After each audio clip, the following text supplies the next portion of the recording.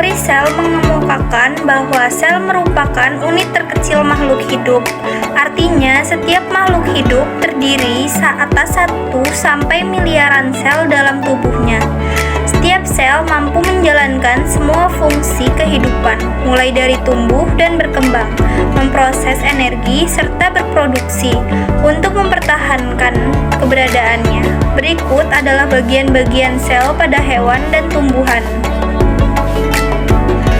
Berikut ini adalah bagian-bagian sel hewan, yaitu terdiri atas membran inti sel, sel inti sel atau nukleus, materi genetik, badan Golgi, lisosom, membran sel, sitoplasma, mitokondria, retikum endoplasma halus atau disingkat dengan RE, sentriol, retikum endoplasma kasar, dan yang terakhir ribosom.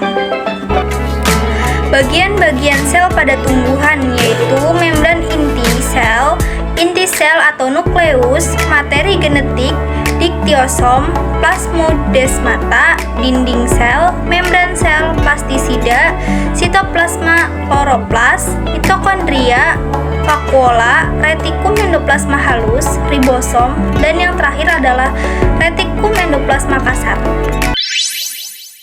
Proses pencernaan makanan pada sistem pencernaan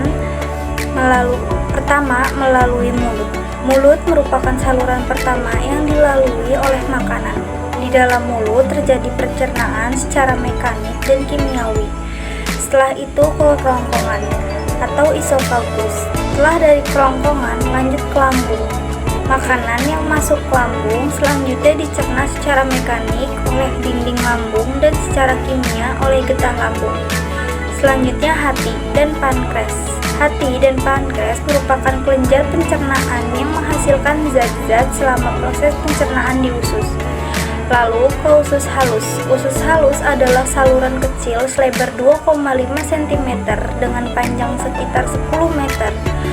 Usus halus terdiri atas 3 bagian, yaitu duodenum atau usus 12 jari, jejunum atau usus kosong, dan ileum atau usus penyerap. Setelah dari usus halus, lanjut ke usus besar. Makanan yang sudah dicerna namun tidak dapat diserap di usus halus akan masuk ke usus besar.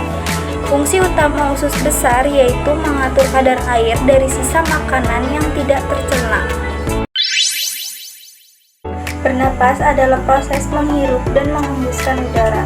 Udara yang masuk mengandung gas oksigen O2 dan udara yang keluar mengandung gas karbon dioksida yaitu CO2.